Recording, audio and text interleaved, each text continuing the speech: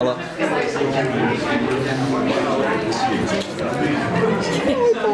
God, put all your phones in there. Should I put mine in too? So was this series envisioned as like a limited series, or do you guys hope that it'll run like for a few seasons? Well, we certainly hope it'll run for a few seasons. More than a few. Yeah, more than a few. Okay. That's always, But the first season is based on the Elfstones of Shannara, which is the second book. So, and it's the entire book. Yeah.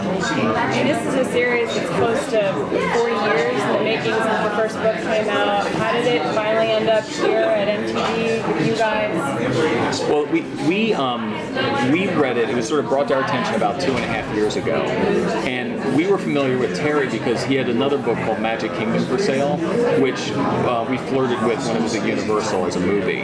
But we read the book and thought it was, an amazing story, with a great ending and a wonderful kind of love triangle in the middle, which is something you don't usually see in fantasy books. And we also like the idea that it was our world thousands of years in the future, so it wasn't like, So it was a fantasy story, but also had a science fiction element. So it's always, as creators and showrunners, you're looking for something that's not on television, that's something different, that isn't following but is leading. And for us, it's felt like something very, very different. Are you attracted to epic sagas in general? I would say yes, we clearly are. Yeah. Based on the last shows you did. Yeah. Well, it felt, for us, it felt very. And Smallville was similar in that it was taking something that had been before and reinventing it and making it our own. And with this one, with Terry's Blessing, we certainly have taken the material and it's very true to itself, but it's also very different from the book. So it felt like it could become its original thing. Because the book's 30 years old, so it felt like it needed some contemporization and making it feel that it had a point of view about today's world. But the best science fiction always talks about today, and I think we've found a way to do that in this series. Why New Zealand? Why would you bring the series to New Zealand? Well, it was, there were a couple sort of reasons, sort of creative and practical.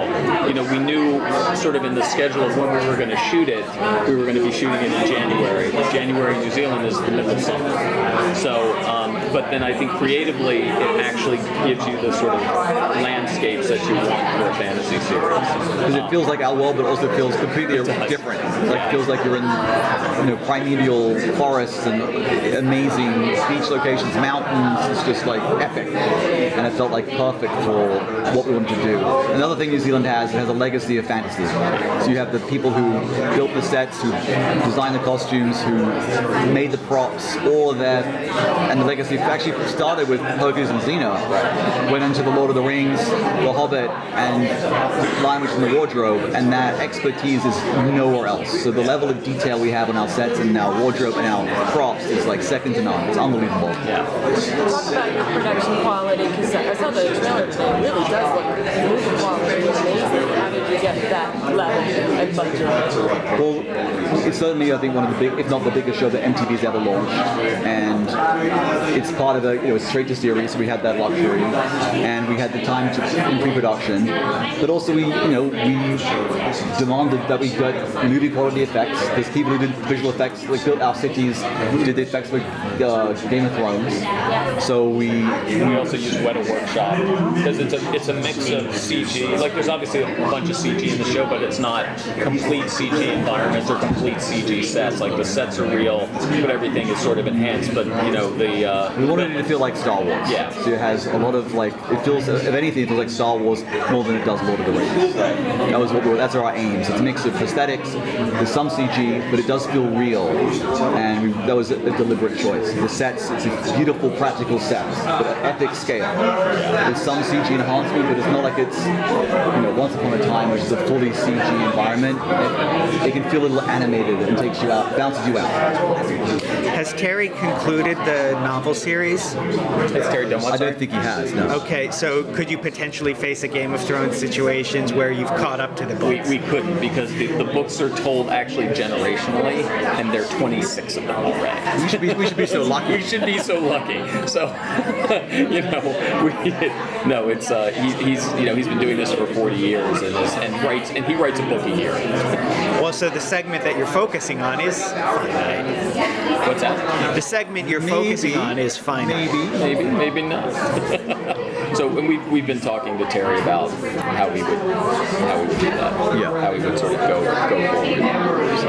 Can you give viewers that aren't familiar with the series already some teasers about the relationships and the characters that they'll be meeting? Sure. It's So yeah, I mean the sure. Miles, do it. the Elfstones, the series really follows the epic quest of three young people, Will, Amberly, and Eritrea. Will is a half elf, half human. Amberly is a elven princess, and Eritrea is a human called a rover, and she's more like a gypsy. And it's they, through a series of circumstances, have to go on an epic quest to save the world. And at the center of this quest is a elven tree called the Elfries. And the Elfries was created tens of thousands of years ago to protect the world from an army of demons. And if the tree starts to die, each leaf represents a single demon. And in the beginning of the story, the tree starts to die, and the demons start being released one by one. And the heroes have to go and get a new seed and bring it back to the elven capital, and the tree has to be reborn. While it's dying and more demons are coming out, they're on a quest. So you've got sort of the young people on a quest, and then back at the castle you have John Rhys Davies and his sons and Alanon the Druid all trying to So it's multi-generational in that way. We're done. Thank you. Thank you. Thank you.